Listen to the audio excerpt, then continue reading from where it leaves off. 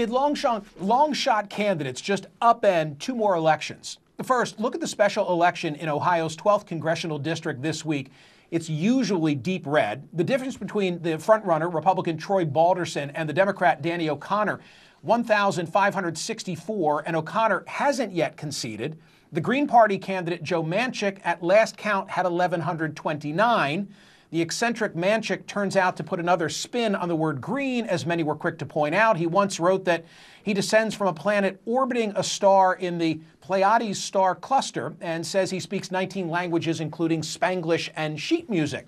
Manchin was roundly attacked on Twitter as spoiling the Democrats' hopes, even though there's no proof that his voters would have otherwise voted for O'Connor. Then there's the Kansas gubernatorial primary. The spread between Secretary of State Chris Kobach and current acting Governor Jeff Colyer is around 100 votes, but several other candidates also amassed votes, including 17-year-old Tyler Ruzick, who ended up getting over 2,000 votes. You'll remember that last week we had Ruzick here, as well as 17-year-old Democrat Ryan Bergeson, who ended up with 2.5% of his party's votes.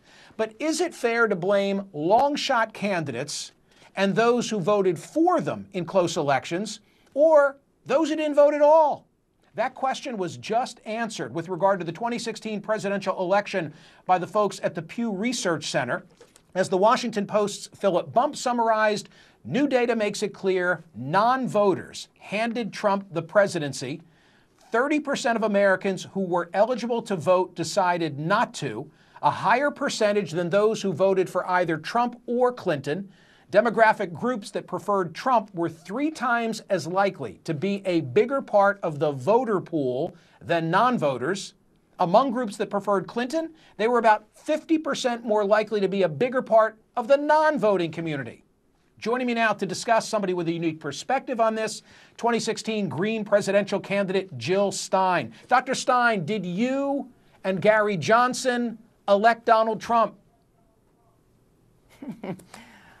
Absolutely not. And in fact, if you assumed that my votes belonged to Hillary, then you'd have to assume that Gary Johnson's votes belong to Trump, and you put those two together and it actually delivers it delivers more support to Trump than Gary Johnson delivers more to Trump than my votes allegedly hurt Clinton. The point I'm making here is that voters deserve to actually vote for who they want and who they support. We know from another Pew study, in fact, that most people who voted for Trump were not actually for him. They were voting against Hillary Clinton as their main motivator. The point here is not whether we blame independent voters or blame people who stay home. The blame here belongs to a two-party system which is essentially out of step with the majority of voters. We know, in fact, 60% of voters are clamoring for a new independent party that will not throw them under the bus, that will provide health care and education, and that will deliver a climate that we can live in for the future. The win-win here, it's not rocket science. There's a small, simple voting reform that actually changes the way our votes are counted. It's called ranked choice voting. It was just passed by the state of Maine, used in their primary. They had a bigger turnout than ever, and it makes the point that people don't show up to vote, or they don't vote for the establishment candidates because they're not speaking to their needs. We deserve a voting system that actually lets us vote for who we want instead of against who we most hate. Okay, so I agree with you. I would love to see ranked choice voting across the country. I don't like the status quo, and I don't want just 2 choices. I don't think that voters, and Dr. Stein, I fight this battle every week on my SiriusXM radio program because many disagree with me. But I don't want voters doing a calculus. I do not want voters doing a calculus as to, well, I like this candidate, but can she win or can he win? Because a stronger showing by a Jill Stein or a Gary Johnson or whomever it might be sets the table for the next election.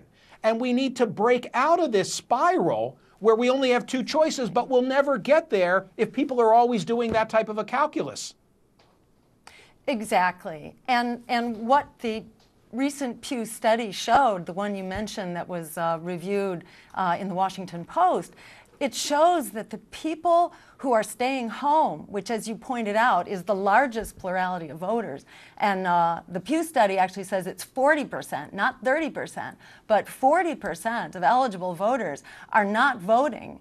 And those voters are predominantly those who are being really hurt by the system. That is millennials, young people who are inheriting this world that's going up in flames, that cannot provide a stable climate that will provide food and an economy that we can live with. It is people of color who are being most hurt economically, and it's people with an average income of $30,000, which is, barely poverty. So if the people who are being most impacted by this failing two-party system don't have a choice that will bring them out to vote, we're never going to fix it. And then democracy's in real trouble. So those who think that they are benefiting democracy by vilifying independent voters or independent candidates, they have it exactly backwards. It's that authoritarianism that essentially represses opposition candidates and voter choice. But it's voter choice that should be available to us, can be available to us, and if ranked choice voting got more coverage, it would be implemented in the blink of an eye because voters like it, candidates like it, it brings out more people to vote. It's a win-win for everyone, and it assures that whoever gets elected actually has majority support. It's not just the person who gets first past the post. I have only 30 seconds left, but I want to say this. I know how this Pew data will be regarded by the parties. Republicans will continue to object to any effort that increases ballot access because they'll look at the data and they'll say, hey, if we bring more people out to vote, we're going to jeopardize our own standing. You get the quick final word.